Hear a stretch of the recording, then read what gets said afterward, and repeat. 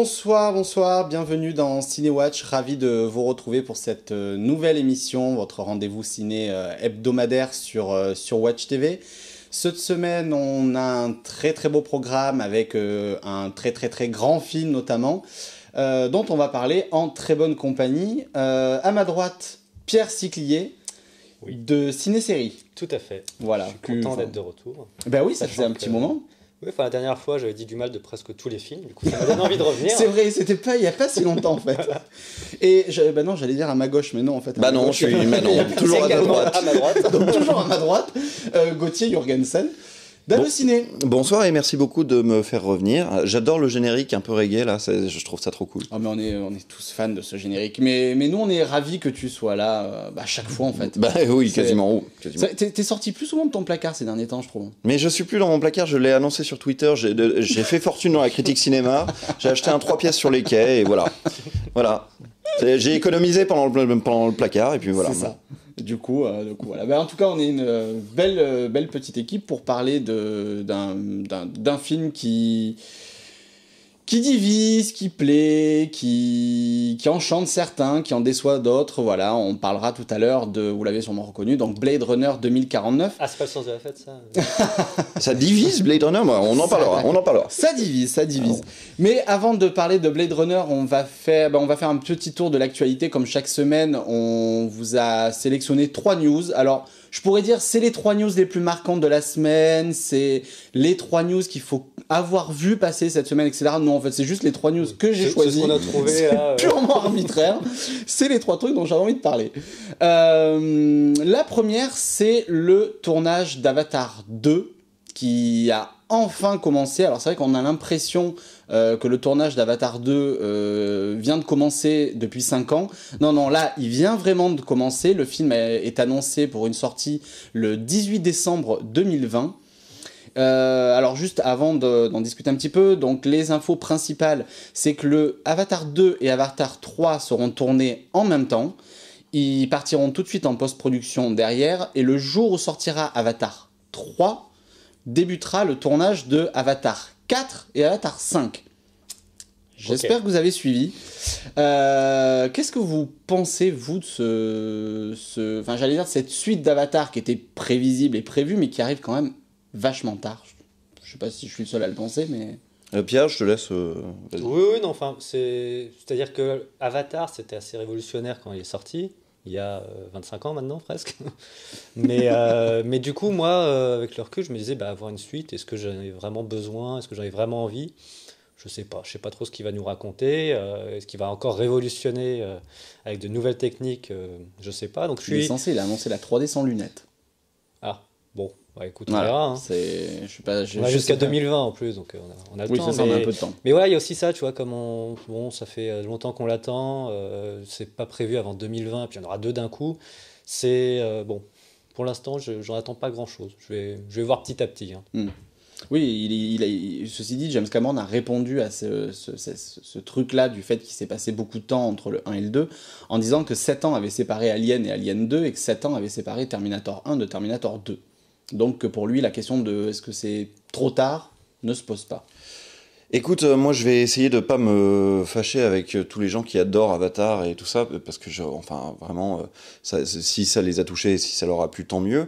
Moi j'ai toujours détesté ça, je trouve ça vraiment hideux, je trouve que ça a révolutionné rien du tout, et ça m'a jamais plu, je suis jamais rentré dans cet univers.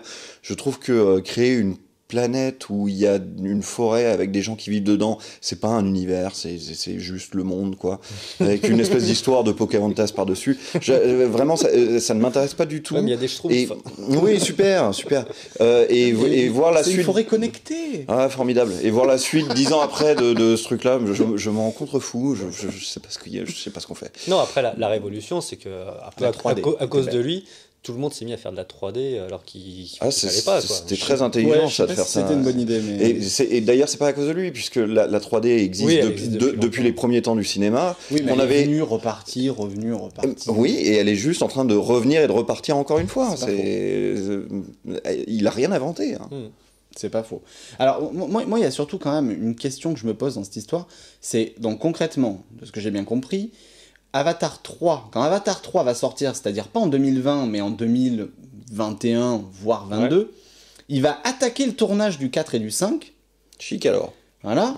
Le temps de tourner le 4 et le 5, de partir en post-production, etc. Je sais pas pourquoi, mais j'ai l'impression en fait que James Cameron s'est embarqué dans un projet qu'il va terminer, il aura 90 balais quand même. Ah mais il va peut-être pas le finir surtout. Hein. Voir, voilà, c'est exactement là où j'allais en arriver, c'est est-ce qu'il va voir le bout lui-même de sa saga quand même. Mais ils sont tous comme ça. Si tu vas voir les fiches des sites cinéma sur Ridley Scott, par exemple, et que tu regardes le nombre de projets qu'il a en cours, tu te dis, bah Coco, t'arrives sur tes 80 ans, tu t'auras jamais le temps de les faire, tu vois.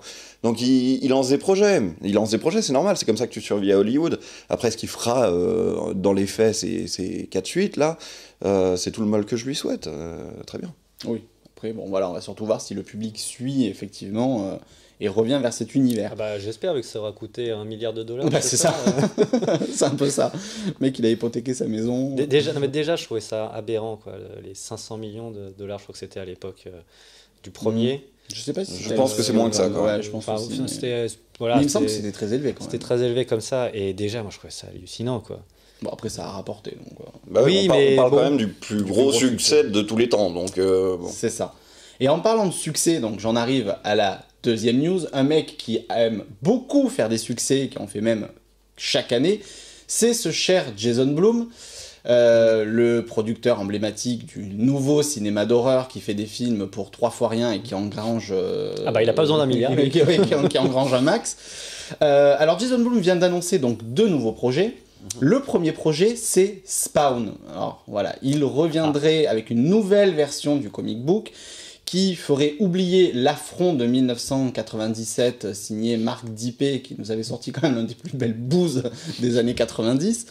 Donc voilà, petit film... alors, il annonce un film à petit budget, comme d'habitude. Voilà, comme d'habitude, produit donc par une société qui a l'habitude de faire des films d'horreur, et du coup, pour lui, son Spawn aura beaucoup plus de liberté, ce qui permettra donc à Todd McFarlane, le créateur du comic book, qui va réaliser le film, ce sera son premier, voilà, d'avoir la liberté de pouvoir faire exactement ce qu'il n'a pas pu faire en 97 sur l'espèce de daube PG-13 qu'on avait eu. Spawn, est-ce que ça parle à quelqu'un ? Tu veux dire qu'on va encore avoir un super-héros trash et irrévérencieux ? Super. Super. Qu'est-ce que c'est original ? J'ai hâte de voir ce film. Non, là je suis pas d'accord avec toi, parce que bon, quand même, il a tendance à avoir un peu une patte Bloom, donc pour moi je me dis pourquoi, parce que vu qu'on se tape tous les ans 5 ou 6 films de super-héros Marvel qui sont ultra lisses et qui se ressemblent tous, bah là on va peut-être se remettre à avoir des films de super-héros qui ont de la personnalité, qui ont quelque chose à offrir.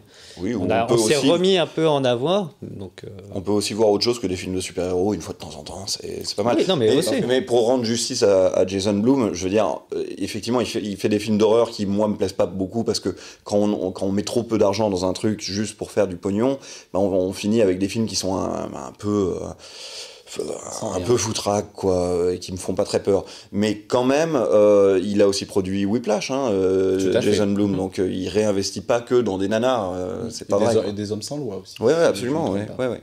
Donc, et alors du coup, il a également déclaré que sur ce film-là, la rentabilité serait presque assurée, puisque personne va se payer. Ni le réal, ni lui, ni les acteurs. Alors ça, j'ai pas vraiment bien compris, mais apparemment personne va être payé. Il a dit que c'était une habitude chez lui. Je sais pas si c'est la bonne chose à dire, mais bon. En tout cas... il a plutôt dit que pour tenir dans le budget imparti, il fallait faire aucune concession et que personne n'irait de sa poche.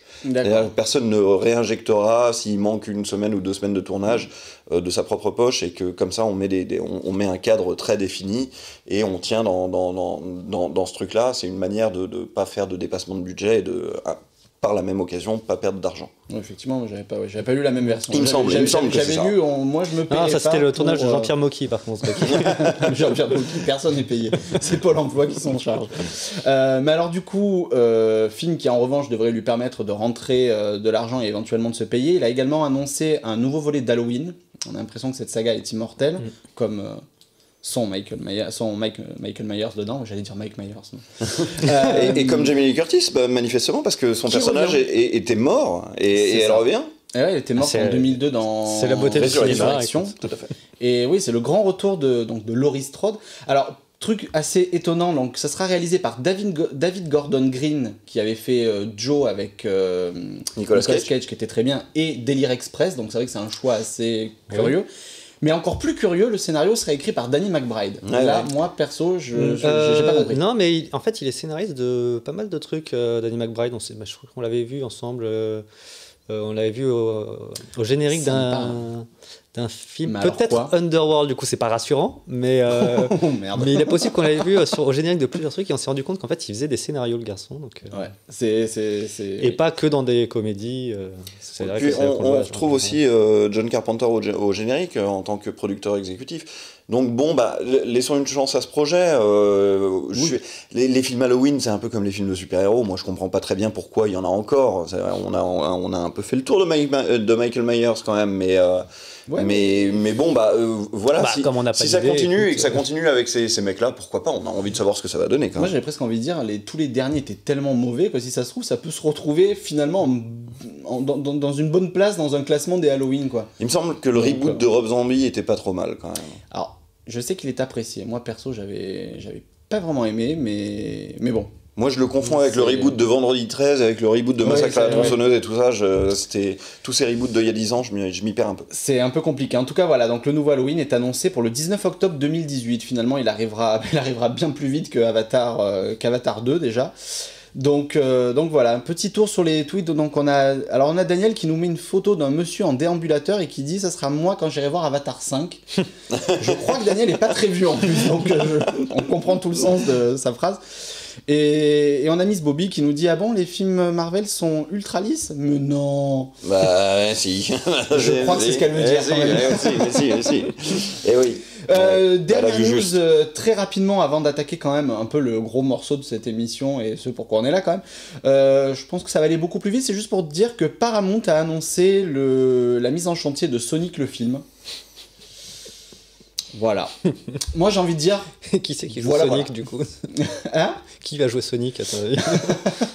Alors ça sera réalisé par Jeff Fowler, donc c'est le premier film. Les effets spéciaux ont été confiés à la boîte de Tim Miller, qui est le réalisateur de Deadpool. Et ça sera un mélange de motion capture et de tournage live. Voilà. Et le but étant de retrouver l'esprit irrévérencieux de Sonic. Bah, comme tous les projets qui sont en cours, moi j'ai envie d'y croire et puis on verra, on attend le rendu et puis on verra, on ramassera les copies. C'est d'une autre époque en fait, Sony. Vraiment pour le coup ça me semble d'une autre époque. Là, oui, c'est ça qui me paraît bizarre aussi. Je comprends pas très bien le projet, je comprends pas autour de quelle table ça s'est décidé, qui a dit hey, Sonic, et un producteur a fait ouais mais Sonic vachement bien. Pour moi un scénario sur Sonic. Bon, je sais pas comment ça se fait, je sais pas dans quel esprit ça naît ces trucs là, mais bon bah maintenant que c'est lancé, roule ma poule, on verra. Voilà, wait and see. Donc voilà, bah ça aussi, ça sera sorti fin 2018. Ils ont quand même intérêt de se mettre une pile quand même, je trouve. Ouais. Parce qu'il y a quand même pas mal d'effets spéciaux. Juste avant d'attaquer les sorties de la semaine, un petit mot quand même du box-office pour dire que, sans surprise, c'est ça. Voilà, qui reste en tête. Voilà. C'est ça. Qui est premier avec 581 250 entrées, donc voilà, un très beau succès en France qui fait écho au succès aux États-Unis où il en est quasiment à 300 millions oui, c'est autre chose. De recettes. Aux États-Unis, c'est un phénomène. C'est un carton. En France, ça marche. Voilà, mais oui, c'est vrai qu'aux États-Unis, il est déjà parmi les plus grands succès d'un film d'horreur. C'est le plus grand. Moins de 17 ans de tous les temps. C'est le plus grand. Donc oui, il a déjà passé L'Exorciste. Oui. Ah bon, bah voilà, ça c'est fait. Monsieur Box Office a parlé. Deuxième, le petit Spirou, 224 000 entrées. Là, pour le coup, je suis pas certain que ça soit malheureusement un beau succès. Parce que c'est un film qui était quand même lancé avec des espoirs. Ouais, il y avait plus d'espoir que ça. C'est un succès assez modeste, c'est vrai. C'est pas une cata non plus. C'est pas une énorme gamelle. Ouais, mais en tout cas, voilà. Moi, si je peux encourager les gens à aller voir, je trouve que c'est un très chouette film. À défaut d'être un très grand film. Et troisième, Seven Sisters, donc là c'est l'alu qui continue. Toujours troisième du box-office, il est quand même sorti le 30 août, il fait 208 000 entrées cette semaine, il a passé le 1,5 million. Pour un film qui avait tout d'une sortie DTV, c'est juste hallucinant. Bah ouais, et je trouve mérité, moi. Mais... Alors moi je trouve pas que ce soit mérité du tout, mais de toute façon on ne questionne pas le box-office, c'est comme ça. Et je trouve ça amusant, moi. Le box-office a toujours des bonnes surprises. C'est vrai. C'est vrai. On va marquer une petite pause sur cette très jolie phrase et on va attaquer parce que je vois que là ça s'impatiente. Transition.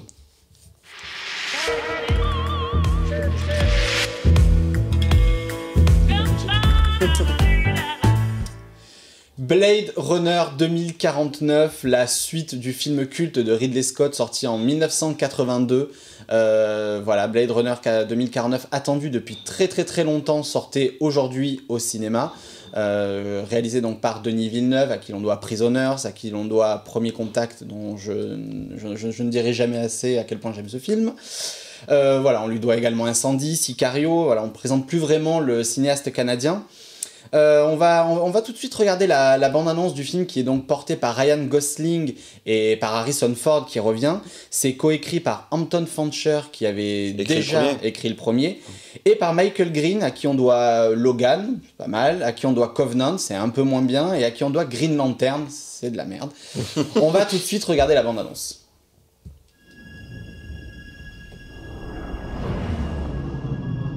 I thought you might be able to help me with the case. Any idea where I could find him? You police plan on taking me in?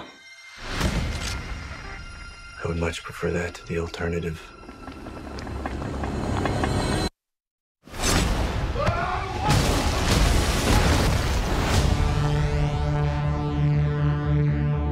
Every leap of civilization was built off the back of slaves. Replicants are the future, but I can only make so many. I had the luck, and he has the key. I think I found him. That's not possible. If this gets out, we've bought ourselves a war. You're a cop. I had your job once. Things were simpler then. What do you want? I want to ask you some questions. What happened? I covered my tracks, scrambled the records. We were being hunted. By who? They know you're here.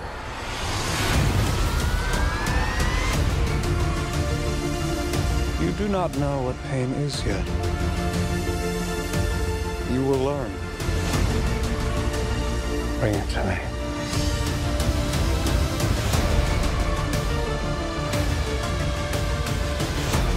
This breaks the world.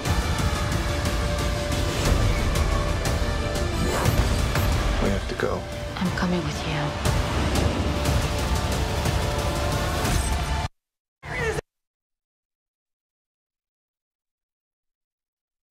Alors c'est fort dommage, C'est mais dommage. nous avons un petit problème de bande-annonce sur Blade Runner. C'est dommage, il a fallu que ça tombe sur lui. Ça aurait pu tomber sur un autre. Pas de bol. Bon, en tout cas, on est désolé pour ça et on va tout de suite parler donc de ce film, chef-d'œuvre, déception, etc. Enfin, j'ai presque envie de te lancer en premier parce que je sais que tu t'en peux plus là. Bah, disons déjà que je trouve qu'on fait un métier qui est évidemment formidable et qui est une grande passion, un grand privilège, mais que ça se mérite. Et je trouve que quand on voit des films comme celui-là, on n'a vraiment pas le droit de sortir de ce film-là et de dire « n'y allez pas, c'est nul », quoi. Je veux dire, c'est être malveillant avec notre propre profession, parce que des trucs aussi incroyables que ça, si on trouve ça mauvais, c'est soit qu'on a tourné le dos à l'écran pendant tout le film, et encore, là il y a le son, donc on se rend bien compte qu'il se passe quelque chose, soit qu'on a envie d'avoir une posture pour pas être d'accord avec tout le monde et déconseiller les gens d'y aller, et je trouve ça j'ai vu ça sur Twitter. Je trouve ça pas bien du tout. C'est à l'évidence un film d'une ambition phénoménale et qui arrive à tenir le pari d'avoir à la fois une musique extraordinaire, une photo délicieuse, des acteurs qui font une performance incroyable et à la barre quelqu'un qui arrive à tenir tout ça. Parce qu'il faut quand même dire à nos spectateurs que Blade Runner est un film de 1982 et que là sort sa suite 35 ans plus tard. Blade Runner, c'est un film qui est aussi important dans l'histoire du cinéma que Apocalypse Now. Et si tu vois un réalisateur qui dit les gars, moi je suis en train de bosser sur une suite à Apocalypse Now, tu lui dis juste arrête tout de suite ce que tu es en train de faire. C'est complètement con. Put the gun down. Put the gun down tout de suite, tu vois. Et je savais depuis très longtemps que cette suite était en chantier et j'avais pas envie de la voir du tout. Moi, je disais une suite à Blade Runner, laissez Blade Runner tranquille, les gars. En plus, Blade Runner, c'est très difficile d'en faire une suite. Et quand j'ai su que c'était Denis Villeneuve à la barre, je me suis dit, ouh, ça c'est intéressant. Parce que ça fait un peu 35 ans qu'on n'élargit pas cet univers parce qu'on sait qu'on n'a pas un gars qui a les épaules pour le faire. Et là, Denis Villeneuve a complètement les épaules pour le faire. Il le fait en respectant intégralement l'univers. Il dit qu'il a simplement discuté avec Ridley Scott du premier film et qu'ensuite, chargé de ce savoir-là, du fanboy qu'il est et de l'extrêmement grand professionnel qu'il sait être, tu l'as dit pour Premier Contact, c'est vraiment un chef-d'œuvre de la science-fiction. Il arrive à la barre de ce projet et il fait quelque chose qu'on attendait tous, c'est-à-dire une suite à la hauteur du premier.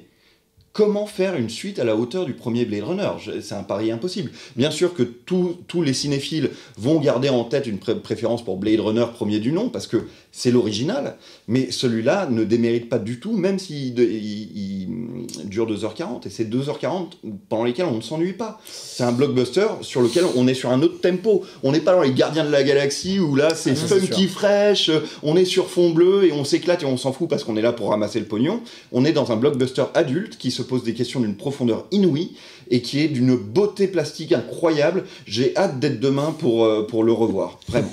Alors du coup, je vais donner la parole à Pierre parce que toi aussi t'as un petit peu hoché la tête comme moi. Juste avant, alors j'allais dire, je suis d'accord avec toi sur un point. Le seul problème, c'est que j'ai oublié lequel. Et ben, je vais donner la parole à Pierre. Moi, je serais d'accord sur la richesse, c'est-à-dire que c'est un film qui est extrêmement riche. Comme tu dis, il dit énormément de choses. C'est rare d'avoir un film américain comme ça. Et justement, moi, je retrouve depuis quelque temps quelques films américains, des gros films américains qui nous disent des choses, qui proposent quelque chose, même visuellement. Aujourd'hui, les 3/4 des films, ils sont tous pareils quand même, hein, visuellement. Il n'y a pas de prise de risque. Là, on y va. C'est sublime. Donc, voilà, on peut se dire, il s'en fait trop. Moi, je trouve qu'il y a un peu trop de musique, mais tant mieux, d'une certaine manière, qu'il y ait trop de musique. Et tant mieux que ça dure trop longtemps, presque, tu vois, j'ai envie de te dire.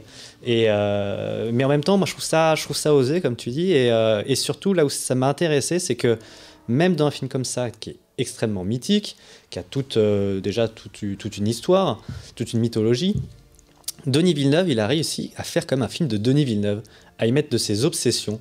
C'est-à-dire que moi, quand je vois Blade Runner, je retrouve des éléments qu'il y avait dans Incendie, qu'il y avait dans Premier Contact. C'est un cinéaste de la mémoire, quoi. Il s'ancre encore plus avec ce film-là comme grand cinéaste de la mémoire. Moi, j'avais peur un peu quand j'ai vu que lui, il allait sur Blade Runner. Je me disais, mais pourquoi ? Tu fais déjà des trucs tout seul, d'une certaine manière, très bien. Pourquoi est-ce que tu vas un peu faire un film... J'avais peur que ce soit un film de studio. Voilà, j'avais peur de ça. Et en fait, non, il fait une vraie proposition. Alors, il se met un peu dans le moule de Blade Runner pour pas que ça soit un film qui soit totalement différent, mais vraiment, il en tire des éléments hyper intéressants, je trouve. Et alors, quand tu as commencé quand tu as commencé à parler, ça m'est revenu parce que tu as revu un truc. Ça y est, j'ai retrouvé le truc. C'est un film quand même qui est, je trouve, dans la logique de production des studios actuels, totalement improbable. Ouais. C'est un projet improbable. Je veux dire, très peu de fond bleu. Ouais, et puis un film lent, un film lancinant avec une ambiance, etc. On se dit, ça va complètement à contre-courant de ce que Hollywood nous propose aujourd'hui. C'est presque audacieux d'avoir osé produire un truc pareil. Et qu'est-ce que c'est rafraîchissant, je veux dire, enfin... C'est dingue de voir un film pareil. Il faut quand même dire à nos téléspectateurs de quoi ça parle, mais on peut pas beaucoup en parler parce que tout est un spoiler dans ce film-là. En gros, Blade Runner, premier du nom, comme celui-ci, est une enquête policière dans le futur où des super agents de police sont chargés de traquer des robots qui sont devenus un petit peu... Ils sont difficiles à distinguer des hommes. Voilà, qui sont des androïdes, donc c'est les mêmes que les hommes, et qui sont devenus un petit peu rebelles parce qu'ils demandent légitimement pourquoi on serait différent de l'homme, finalement. Et donc Ryan Gosling incarne ce nouvel agent. Ce qui est sidérant, en plus de la beauté plastique des plans que vous avez vus dans la bande-annonce, là, c'est qu'il y a des scènes qui sont d'une inventivité incroyable. Il y a la plus belle scène d'amour qu'on a vue au cinéma depuis très longtemps. C'est un truc, tu le vois et tu te dis « Ah, j'ai jamais vu ça. J'ai jamais vu ça. C'est dingue. » Oui, et puis là encore, je trouve qu'il est fort parce qu'il arrive à te poser les questions qu'il y avait déjà dans le premier Blade Runner, mais il pousse encore plus loin. C'est-à-dire que là, voilà, c'est entre... Il y a une relation entre Ryan Gosling et qui est en gros sa compagne, voilà, mais qui est avec lui, qui est Ana de Armas, donc qui pour une fois pour la première fois est dans un bon film, donc rien que pour ça vaut le coup qu'on a eu à voir. Moi je l'ai apprécié, je comprends pas pourquoi tu dis ça, moi. Mais cette actrice n'est jamais habillée. Oui, ça n'en fait pas une mauvaise actrice, excuse-la. Non, ça c'est vrai. Cela dit, malheureusement, pour le coup, moi je trouve que c'est pas une très très bonne actrice, même si j'ai beaucoup de sympathie pour elle. Mais oui, voilà, pas une très, on très est bonne d'accord. actrice. Mais du coup, je trouve que ça pose des questions sur finalement c'est quoi être humain. Est-ce qu'il faut avoir un corps, faut être né de parents humains, etc. Et tout le film pose des questions comme ça où on se dit finalement. Et est-ce que c'est grave de pas être humain ? Et est-ce qu'un monde sans animaux reste un monde humain, etc. Ça pose toutes ces questions-là qui sont vraiment des questions intéressantes. Dans ce film-là, il y a un beau film d'amour, il y a une belle enquête policière, il y a des réflexions philosophiques, il y a un film de science-fiction hyper fort. Je veux dire, c'est autant de raisons pour lesquelles il faut aller voir Blade Runner. C'est autant de raisons pour lesquelles il faut revoir Blade Runner de 1982, qui est vraiment un chef-d'œuvre de l'histoire du cinéma. Il n'y a aucune raison de détester ce film-là, il n'y a aucune raison de dire que c'est un truc ennuyeux. Si vous ennuyez, on est désolé, mais ça n'en fait pas un mauvais film. Oui, voilà, Madame Bovary, c'est un peu ennuyeux à lire, c'est pas un mauvais livre, tu vois. Enfin, c'est vrai que là-dessus, je suis d'accord avec toi. C'est-à-dire que pour moi, de dire c'est nul, c'est sans intérêt, non, je peux comprendre qu'il y ait des gens qui aient du mal à comprendre, qui s'ennuient devant, mais. Honnêtement, on regarde, on peut pas dire qu'il n'y a rien. Il y a forcément. On peut pas dire que c'est un mauvais film. C'est impossible. Sur un plan purement métaphysique, c'est vrai qu'il y a toute une réflexion effectivement sur la définition du soi, sur le rapport entre l'homme, l'individu et la société. Enfin, le film va extrêmement loin dans les thématiques qui brassent. Et c'est là, moi, que je mettrais un tout petit bémol quand même, un tout petit bémol, c'est que je trouve que Denis Villeneuve a voulu et a réussi à faire un film il a voulu faire un film extrêmement intelligent, il a réussi à faire un film extrêmement intelligent, et par moments, j'avais presque l'impression justement que son intelligence, il me l'a montré tellement qu'effectivement, des fois, j'étais là, j'ai envie de dire, bon, est-ce qu'on pourrait peut-être se recentrer un peu sur le récit ? Est-ce que ça pourrait être un peu plus crétin, c'est ça que tu veux dire ? Plus de crétin, s'il vous plaît. C'est pas tout à fait non, mais, ce que je veux dire. Mais des fois, j'avais envie qu'il se recentre un peu sur l'histoire. Parce que, par exemple, voilà, c'est vrai que l'histoire, elle fait un petit peu défaut, moi, je trouve. Jared Leto, je vais pas le cacher. C'est pas le meilleur personnage du film. Piqué du nez, quoi. Oui, c'est pas le meilleur personnage du film, mais ne faisons surtout pas peur aux spectateurs avec les questions métaphysiques qui sont dans le film. C'est un film. Je pense que Roger Deakins aura enfin son Oscar archi mérité pour la photo de ce film. Je pense que Harrison Ford fait une composition qui est tellement vulnérable, étonnante, formidable, qu'il aura au moins une nomination aux Oscars en second rôle, je l'espère. Et c'est vraiment quelque chose qui est passionnant à regarder, quoi. Alors, sur plein de plans. On peut y aller qui qu'on soit. On peut y aller, même si la SF ne nous intéresse pas tant que ça. Et je peux l'entendre qu'il y ait des gens qui ne soient pas intéressés par le genre. Moi, c'est l'heroic fantasy qui me barbe considérablement. Donc ça s'entend. Mais on ne peut pas aller voir ce film et en ressortir en se disant ça c'était un mauvais film. Il faut dire à tout le monde que c'est un très très bon film. C'est un des films de l'année pour moi. Et on voit pas ça souvent. J'en ai vu sur Twitter quand même. Pour qui c'était juste la plus grosse dope de l'année. Eh ben ils ont tort. Ils ont tort. Je pense qu'il y a un peu de mauvaise foi. Tort, je sais pas. Mais... Mauvaise foi. Et non, vraiment, ils ont tort. Ou ils ont pas vu assez de films dans leur vie. On leur montrera ce qu'est un vrai mauvais film un jour. Et voilà, là, on reparlera de Blade Runner 2049. Quoi. Je l'ai rarement vu comme ça. Non, mais c'est dingue. C'est dingue de dire que deux choses quand même. C'est dingue de pouvoir même penser que ce film-là est un mauvais film. C'est aberrant. C'est aberrant. C'est pas notre métier de dire ça. Après, moi, si j'ai des petites pour être un peu moins. Est-ce qu'on peut avoir une petite réserve ? Un petit défaut, je trouve que c'est quand même au niveau du scénario, mais juste de l'intrigue, pas de ce qu'il y a dans le fond du scénario, qui parfois je la trouve un petit peu facile. Il y a des retournements de situation, des révélations. Mais ça, c'est vrai ce que tu dis. Mais qui ne pose pas de problème. Il y a plein de trous de scénario, il y a plein de côtés du scénario que je ne comprends pas du tout. Mais heureusement, Dieu merci, c'est l'art cinématographique, ce n'est pas qu'un scénario. C'est toute une globalité. Pierre parlait plus de quelques petites facilités. Voilà, c'est des petites facilités. sûr, mais qui aurait qui pu vont être pas me évitable. gêner. Voilà, Bien sûr, bien sûr. qui, pour moi aurait mis la barre encore plus haut et là j'aurais Bien rien sûr. eu à redire. Tout film a des petites erreurs, bien sûr. Alors juste un petit point quand même sur... Il y a deux choses. C'est-à-dire, il y a un point dont je voudrais vous parler et quand même faire un petit tour Twitter. Vu les tweets que je vois, que je vais citer dans pas longtemps, je vais d'abord placer sur mon point parce que sinon je pense que Gauthier il va partir. Il y a un truc quand même que je trouve assez fascinant dans le film. On en a vu des suites, on en a vu des reboots, on en a vu des remakes, etc. et tout.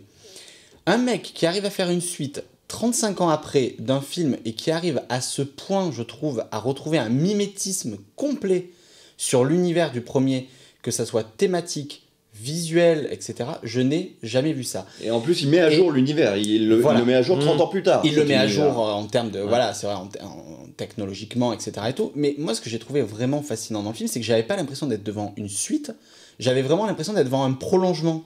Ouais, Comme c'est si ça. les deux films avaient été faits pas à la même époque, parce qu'évidemment, voilà, il y a une modernité de Oui, c'est l'image, ça. etc. C'est que tu sens quand même qu'il y a du temps qui Voilà, qui mais s'est il a passé. recréé, enfin je veux dire, en termes dans les lumières, Mais dans ça, l'univers, ouais. dans le production design, dans la direction artistique. Mais ça tout passe aussi dans des c'est détails en fait. surréaliste. Dans des détails, je me suis rendu compte en revoyant le premier Blade Runner qu'il y a plein de petits détails du premier qui Oui. remet dans le deuxième. Mais c'est pas du fanservice. Exactement, C'est ça qui est exactement. génial. Mais, Être à la poste, mais on les comme, voit même pas ouais, tellement ouais. c'est bien fait. mais c'est du coup ça donne presque l'impression qu'il reproduit le même schéma sur ces petits détails parce que quand on voit dans la bande-annonce Ryan Gosling qui se fait envoyer à travers le mur par Dave Bautista, moi je retrouve la scène de fin de Blade Runner quand je le vois tripoter une note de piano, je me souviens de Rachel qui jouait du piano, donc il y a toujours des petits éléments. Avec la mémoire qui revient avec la musique, c'est tellement beau cette idée de la mémoire qui revient avec la note de musique qui était déjà dans le premier, c'est à pleurer tellement c'est beau. Et pareil, Harrison Ford fait des petites figurines dans le film d'animaux parce que c'est un monde sans animaux et ça renvoie aux origamis du premier. C'est tellement déchirant de se dire que ce mec-là a passé 30 ans à se souvenir du monde, voilà, à se souvenir de ce que le monde avait d'humain. Moi j'ai versé ma petite larme, hein, je m'en cache pas du tout. Non, mais pour le coup, c'est un très bon film. J'ai envie de dire, l'intro est absolument extraordinaire, la fin est absolument extraordinaire, au milieu, il y a plein de moments extraordinaires. C'est un film de toute façon assez extraordinaire. Alors, on a quand même pas mal de tweets du coup sur Blade Runner. Tu voulais lequel? Celui qui font plaisir ou ceux qui fâchent? Tous. Alors, on a le droit à la parole. On a Dougle Dingue qui nous dit: tu compares le plan d'ouverture à celui de l'original et tu sais déjà que c'est une redite sans génie, qu'elle balourdise. Moi je suis pas d'accord avec ça, c'est-à-dire que je trouve, c'est un peu ce que tu disais tout à l'heure, c'est-à-dire que pour ceux qui ont aimé le grand chef-d'œuvre Blade Runner, réjouissez-vous, il y a du rab, il y a 2h30 de rab maintenant, alors allez le voir au cinéma, et puis après si vous trouvez que c'est que du copier-coller, c'est pas grave les gars, il y a toujours Blade Runner et c'est toujours très bien. Moi je trouve que en termes de suite, c'est pas une redite, il a pas refait le même film, il a simplement fait une continuité, un prolongement et c'est remarquablement exécuté. Voilà, donc voilà pour Doug. Alors on a le bleu du miroir qui nous dit, bah tiens, si toi tu veux répondre au bleu du miroir du coup. Bon, il pense que, voilà, il nous dit que Blade Runner est une claque à la beauté visuelle, glaciante, sidérante, etc. Il voulait être bien sûr qu'on l'ait bien dit. Ça a été dit. Il a tout Gauthier l'a bien dit.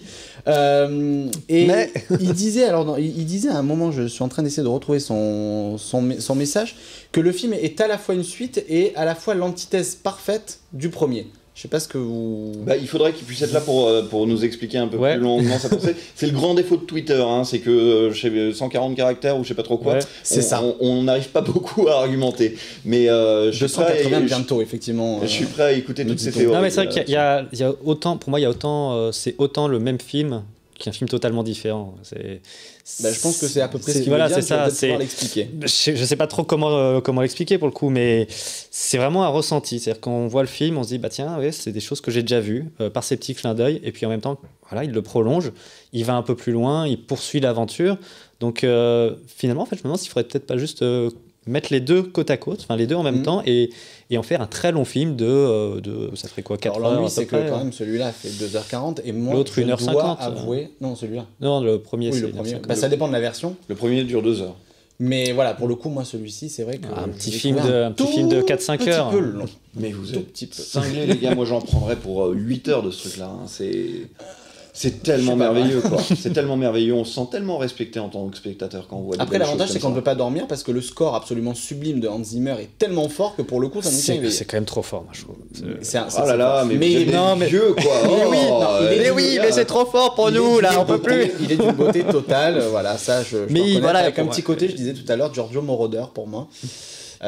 Mais voilà, en tout cas, ouais, on a une musique qui est magnifique. On a Miss Bobby également qui nous dit Blade Runner 2049 n'est pas magnifique visuellement, il est bluffant et époustouflant de beauté. Ah ouais, je suis C'est d'accord encore avec le elle. cran au-dessus. C'est encore mieux que ça. C'est-à-dire que allez tous voir ça au cinéma rien que pour vous rendre compte de Ouais. ça.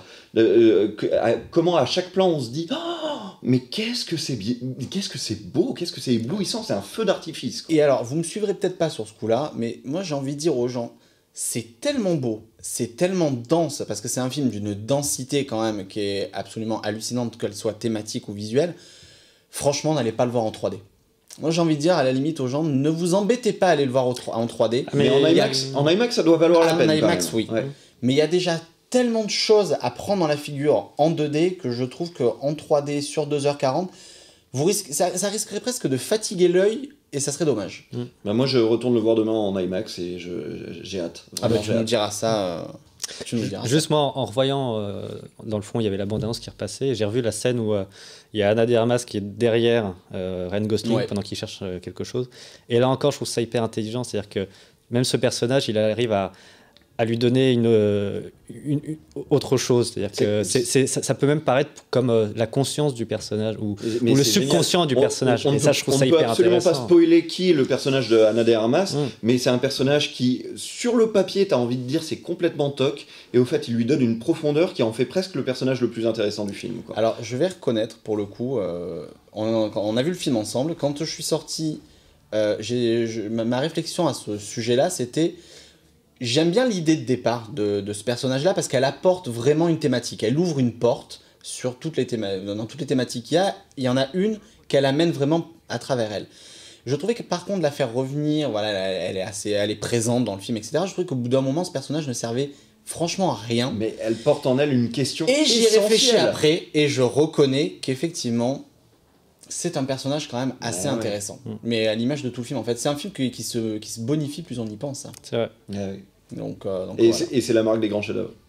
C'est pas faux. Sauf pour Jared Leto, par contre. Mais ça serait- Oui, non, j'arrête les taux. C'est un peu pénible, ça part un peu loin. Mais c'est un souvenez-vous peu de chiant, Tyrell on dans comprend le un peu premier. rien. Souvenez-vous de Tyrell dans le premier, c'était déjà un personnage un peu similaire. Oui, Quand mais il on le voit comprend moins, tout ça, quoi. moins Là, on comprend rien, quoi. Quand il se met à partir, on comprend strictement rien à ce qu'il raconte. Enfin, c'est... Mais c'est ce que Moi, faisait je déjà prends un peu Il a deux scènes, hein. le répliquant dans C'est le vrai. premier. Hein, c'est devenu sa marque de fabrique, par contre. Le- C'est- le- on ne le voit ch- pas beaucoup. Le chef des répliquants, en gros, il partait aussi dans des longs monologues Ouais, dont on ne comprenait pas grand-chose. Mais... Ouais, Rutger Hauer, du mais- coup, là, mais- encore, voilà, on a la reproduction du premier. Mais... C'est vrai. En tout cas, voilà. On Allez peut- voir Blade Vraiment, Runner. moi, je peux pas être plus enthousiaste. Et si vous avez un seul truc à voir cette année, allez voir ça. C'est pas comme Trainspotting où vraiment, moi, je le défendais parce que ça m'est très personnel. Là, c'est juste un très grand film. Oui, je suis totalement d'accord. Alors là, on a droit à toujours double dingue. Blade Runner 2049 n'est pas mauvais, il est vain, mal écrit, aseptisé et pompeux. Et ben, c'est très Ça, bien. c'est ce qui s'appelle, Oui, bon, bah, ça, c'est gratuit. je- j'ai envie de dire. Bon. J'ai très envie de te passer des films qui sont lourds, vains, aseptisés et pompeux, et de te forcer à rester devant pour que tu saches ce que c'est, parce que c'est pas Blade Runner 2049. Donc voilà, il faut savoir faire la différence entre un bon film et un mauvais film, et ça, c'est pas un mauvais film, je te jure. Moi, je suis pas à dire que c'est un chef-d'œuvre, mais effectivement, aseptisé, pompeux. Non, Ah non, je mais trouve sinon, pas. il y a toujours la saga Fast and Furious. Vain hein. et mal écrit non plus. En fait, Sinon, je il y suis a toujours la désolé, saga Fast and Furious, et on va avoir le 9 et le 10, tu vas te régaler. Tu vas te régaler. mais le Il y pire, a c'est toujours de la merde hein, au cinéma, tu peux en voir. mais- Le pire, c'est que Doug nous suit. Il est même déjà venu sur ce plateau et c'est typiquement le mec qui va détester les Fast and Furious. C'est pas du tout sa cam. Bah ouais, mais faut rendre justice au film à un moment. Là, il y a un très très beau film. Que tu te sois ennuyé, c'est une chose. Que tu n'aimes pas la science-fiction, c'est une chose. Mais dire de ce film qu'il est intrinsèquement mauvais, c'est impossible. C'est impossible, je comprends pas. Voilà. Je pense qu'il a tout dit. Moi, je dis, c'est le moment d'avoir le sens de la fête, là, parce que... Ah, là, c'est bien, là, voilà, je vais pouvoir me chauffer, hein, parce que c'est... Non, mais c'est bien gentil de dire qu'un film est bien, mais on s'ennuie rapidement, voilà. Oui, c'est super, bon, on ok. vient quand même de passer 30 minutes sur un film Allez. où tout le monde a rien à foutre. Non, enfin voilà, je pense qu'on est à peu près tous d'accord sur ce plateau. Allez voir Blade Runner, c'est quand même l'un des gros événements Mais ciné oui. de l'année. Et... Je suis ça se voit sur grand écran par Tout pitié. à fait, tout à fait. Et je suis désolé, je l'ai dit avec un peu de violence à l'instant, mais nous, on est fatigué de voir des mauvais films. On passe notre temps à voir des mauvais films. vrai. Il y a beaucoup de mauvaises choses qui sortent. Alors quand on voit un truc comme ça, boudons pas notre plaisir, quoi. Et il y en a, et j'en ai vu récemment, mais je vous en reparlerai une prochaine fois. Parce que c'était tellement gratiné. On va enchaîner avec le film d'après qui paraît presque... Enfin, je veux dire, on vient de passer sur un morceau Tu fais bien de le faire passer énorme après, tu vois. que du coup, on a l'impression de tomber dans un petit truc. Et pourtant, c'est pas un petit truc. Le sens de la fête, c'est le nouveau film du duo Nakash-Toledano, à qui on doit les 20 millions d'entrées d'Intouchables. À qui l'on doit Samba, à qui l'on doit Nos Jours Heureux. Une comédie chorale avec un énorme casting, Jean-Pierre Bacry, Gilles Lelouch, Jean-Paul Rouve, je suis obligé de lire tellement il y en a, Benjamin Laverne, Alban Ivanov, Suzanne Clément, Hélène Vincent, William Legbill, Kevin Azaïs, Vincent Macaigne, Sam Carman, enfin voilà, le casting est énorme, c'est voilà, un bon film choral où on rentre on observe un mariage. Alors comme dit souvent Olivier Nakache, on a l'habitude de voir des films sur les mariages vus depuis les mariés, vus depuis le côté festif du mariage. Ah bon. Pour une fois, c'est dans les coulisses que l'on va à travers un traiteur qui s'appelle Max, qui est interprété par Jean-Pierre Bacry. On regarde tout de suite la bande-annonce. Je vous le redis là une bonne fois pour toutes, on est dans un château du XVIIe siècle. Donc on est forcément limité en puissance électrique. À l'époque, ils n'avaient pas prévu les ponts de lumière et des sonos de 4000 watts. Bon, donc on ne tire pas tous ensemble sur les lignes. On se coordonne, on échange, on partage. Ouais. Bon, et puis pour finir, j'aimerais bien qu'on évite les tensions. T'es bouché ou quoi? T'es dans le passage, tu vois bien que tu gênes. On garde son calme. Mais toi, tu vas me recadrer, mais vas-y, viens, mais je t'attends. Ça ne va pas d'être vulgaire. Eh, casse pas les couilles, toi. Votre comportement, votre politesse, c'est la vitrine de la réception. Non, non, je veux personne dans le champ. Regarde, il y a une vieille dans le champ. La vieille, c'est ma mère, hein. Je vous ai dit que je voulais un truc sobre, chic et élégant. Oui, mais c'est complètement l'esprit. Ce soir, c'est une soirée agréable qui nous attend, une soirée chic, sobre et agréable. Aouh! S'il vous plaît! Attendez, il me fait peur, lui, là. Hein. Je veux voir toutes les mains en l'air, tout le monde les mains en l'air. Allez, vas-y. Je peux vous faire apparaître un truc énorme. Alors, c'est pas un oiseau, mais c'est de la famille des volatiles. Attention, 3, 2, 1... Un poulet. On a un client important qui nous a fait confiance pour qu'on lui organise un mariage clé en main. Je dois vous préciser quand même que je suis pas un grand orateur. Eh ben, ferme ta gueule alors, ça sera plus simple. Donc je compte sur vous pour que ce soir, particulièrement, on fasse une belle soirée. Excuse-moi, tu peux prendre le plateau, là, faut que j'aille dans la cuisine. Comment? Ah, pardon. Samy, t'es sûr de toi, là, pour les feux d'artifice?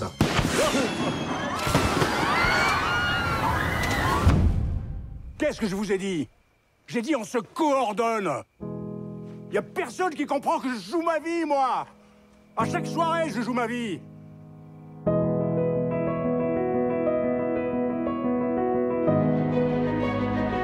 Quel moment magnifique.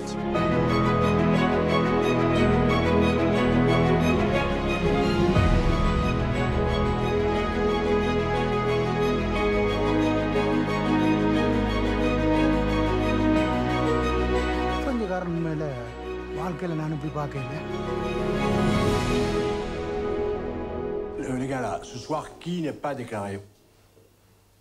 Ne levez pas la main comme ça, levez la main juste comme ça. Là. Voilà, maximum, c'est vrai. Ah ouais, quand même.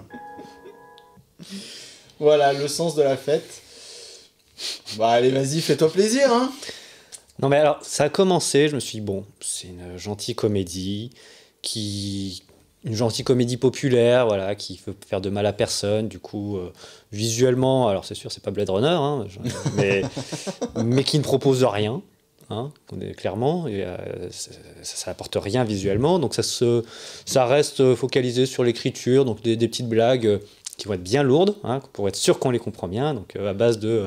Ah bon, le loup c'est un poisson, hein. Oups là. Excusez-moi.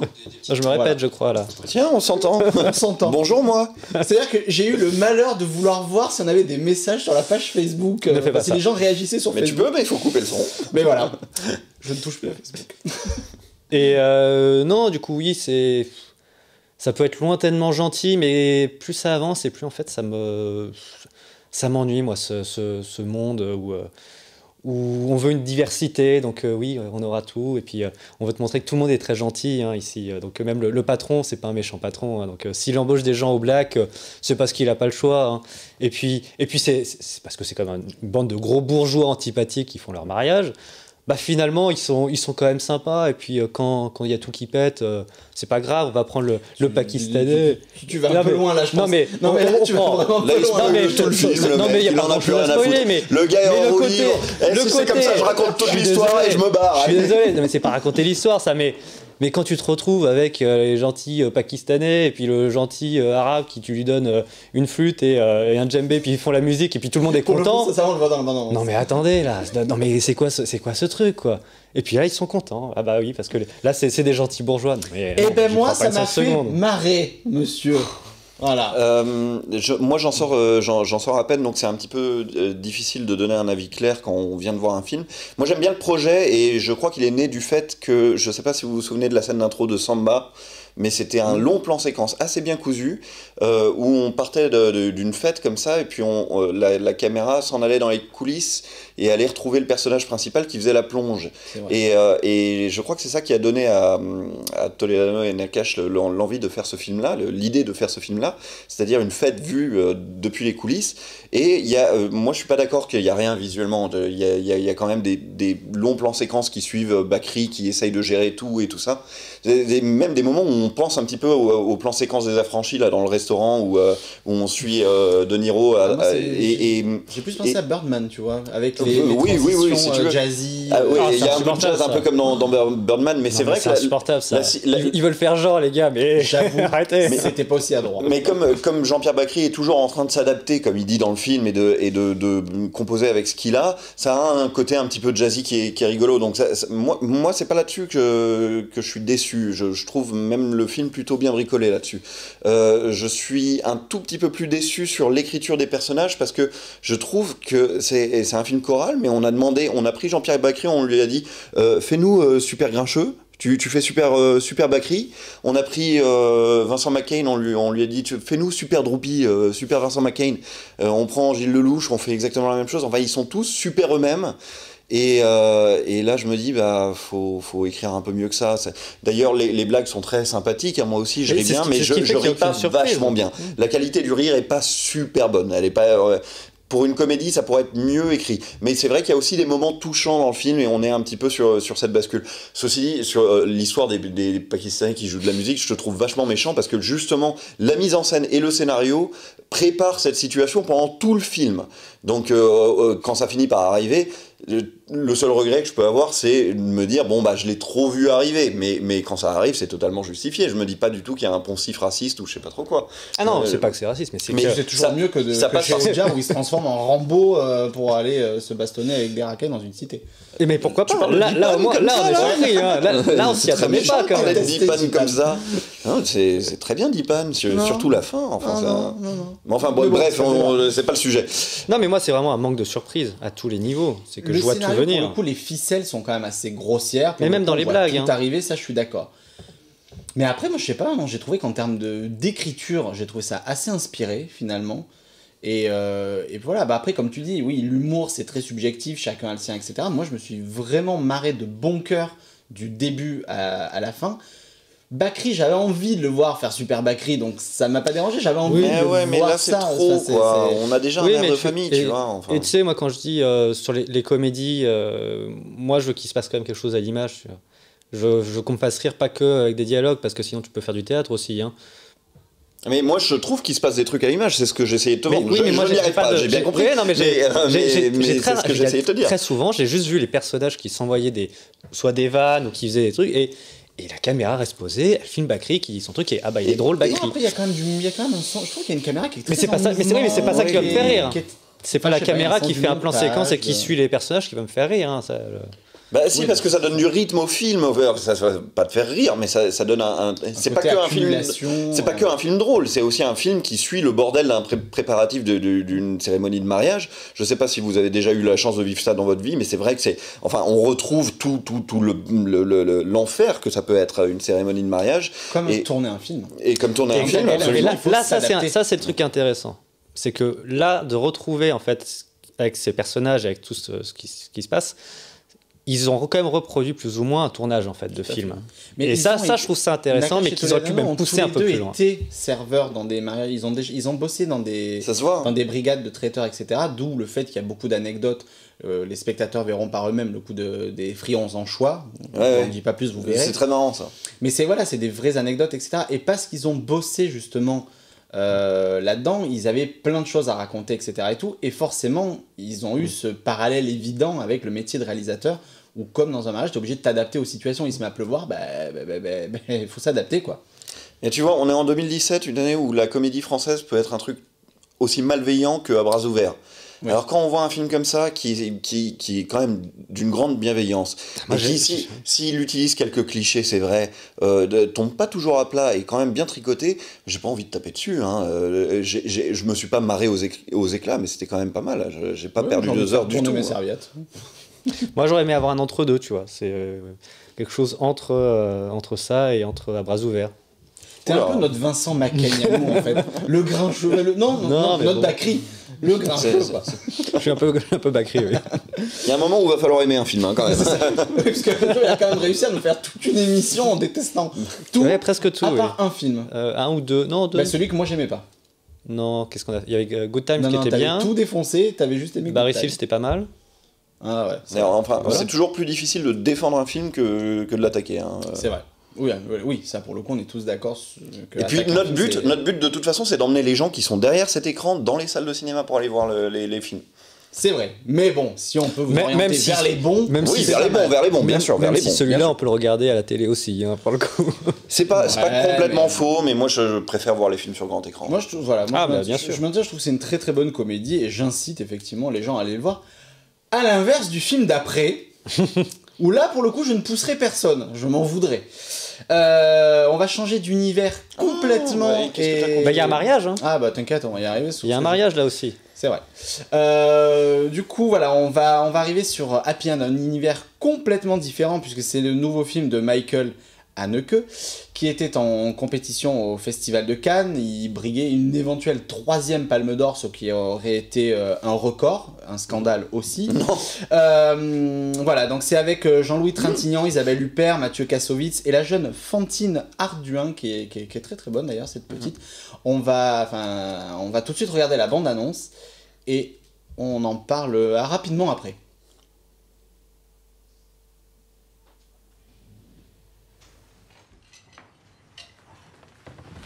Je suis prête. Est-ce que tu veux t'asseoir un peu avec nous? Non, merci.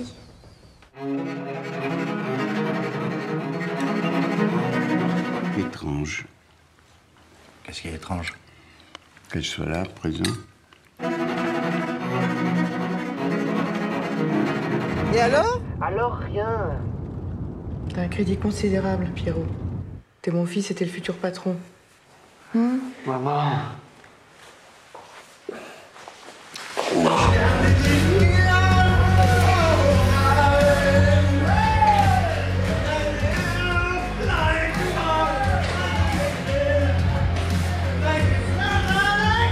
Tu n'aimais pas maman.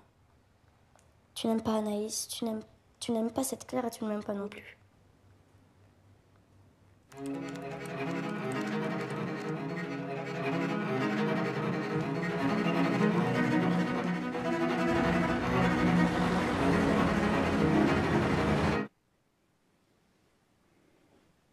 Pourquoi t'as fait ça? Quoi?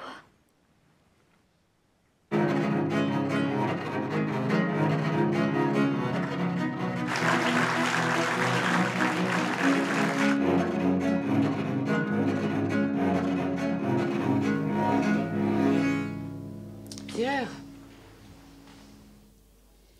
Happy End, donc le nouveau film de Michael Haneke, une satire de la bourgeoisie française, Qui veut se lancer rapidement dessus? Rapidement, ça va être compliqué, hein, parce que je sais, on n'a plus beaucoup de temps, malheureusement. C'est lourd. Ah oui, ça se c'est confirme, lourd, c'est lourd. Hein. C'est pas agréable à voir.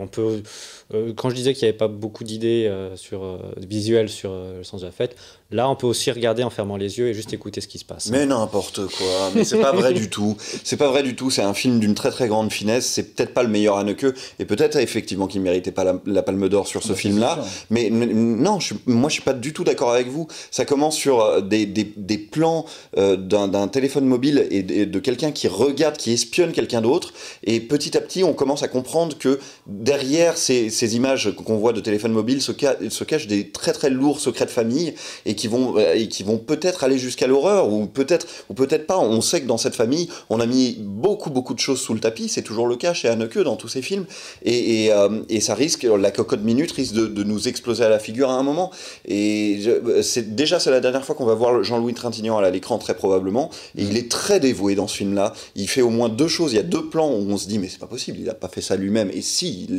les a fait lui-même, c'est très étonnant, et il y a un sens de la mise en scène qui, enfin, peut-être que vous n'aimez pas le cinéma d'Haneke, ça vous regarde. Moi, c'est un cinéaste que j'aime beaucoup, et je trouve ce film très intéressant. Ça, je trouve que c'est l'attaque facile, parce que je n'ai rien contre le cinéma d'Haneke. Au contraire, il y en a même que j'aime beaucoup, pas forcément ceux que tout le monde va aimer, comme Le Ruban Blanc par exemple, dont je suis pas fan. Mais voilà, il y a eu beaucoup d'Haneke que j'aime vraiment beaucoup. Celui-là, je suis désolé, mais pour moi, c'est un Haneke qui n'a pas grand-chose à dire. C'est un Haneke qui se répète, mais qui sait pas vraiment... Voilà, il ressasse un peu, il recycle des éléments de son cinéma, mais honnêtement, je trouve ce film d'une pauvreté très triste de sa part. Parce que si on reste en surface, comme cette famille, ces gens sont des façades complètes, effectivement, si on reste en surface, il n'y a rien. Mais c'est ça qui est passionnant chez Haneke, c'est que dès qu'on gratouille la surface, là, on voit toute la merde qu'il y a en dessous, on fait « Oh mon Dieu !» Et c'est pas que dur, c'est aussi parfois drôle, vraiment, il y a plein de trucs là-dedans. Super, dans les familles bourgeoises, alors surtout dans les familles bourgeoises, il y a des secrets enfouis, machin. Bah bien sûr. Non mais Buñuel a fait ça, mais 1000 fois mieux que ce truc-là mais très différemment. Le cinéma de Buñuel, en plus, il est très divers, le cinéma de Buñuel. Non, c'est très différent. Le cinéma de Buñuel est très différent, c'est son cinéma. Et celui de Haneke, il est un peu glacé, c'est vrai. Il a fait toute une série de films qui s'appelle La Glaciation. Donc voilà, on retrouve son univers. Si on aime ça, on va voir de très très belles choses. Isabelle Huppert est parfaite, Jean-Louis Trintignant est très bien, Kassovitz est parfait aussi. C'est un très bon film. Un mot de la fin, vraiment de la fin. Pour finir, moi les films qui filment des téléphones portables et autres Facebook, j'en peux plus. Hein, donc je peux plus ça. C'est vrai. On est arrivé au bout de cette émission. Juste avant de vous laisser, je veux juste attirer votre attention sur... J'ai eu un peu de mal à la faire celle-là. Sur quelques films qui sortent, dont on n'a pas eu le temps de parler. Confident Royal, le nouveau film de Stephen Frears avec... c'est quoi le titre original ? Ah oui, Victoria and Abdul. Oui. Voilà, mais apparemment en France ça Victoria passe pas. And Abdul, c'est impossible au cinéma, donc on va appeler ça Confident Royal. Voilà, le courage de nos distributeurs français. Et je voudrais attirer votre attention sur Latifa, le cœur au combat, un documentaire sur une mère qui a perdu son enfant victime de Mohamed Merah et qui a transformé sa douleur en un message de paix et de tolérance. C'est un très joli film. Et toi, je crois que tu conseillais Nostalgia qui ressort cette semaine. Nostalgia, évidemment, de Tarkovsky, est un des très très grands et beaux films de Tarkovsky, et peut-être pas le plus connu, et c'est chouette qu'il ressorte au cinéma comme ça. Il faut aimer quand même son cinéma lent et la poésie russe. Et il y a aussi Samedi soir et Dimanche matin qui est un chef-d'œuvre de Karel Reisz qui ressort cette semaine. Cinéma social britannique Forever, allez voir ça. Et également Taïran Tabou, un film d'animation allemand qui fait un portrait de la société iranienne qui est vraiment très intéressant.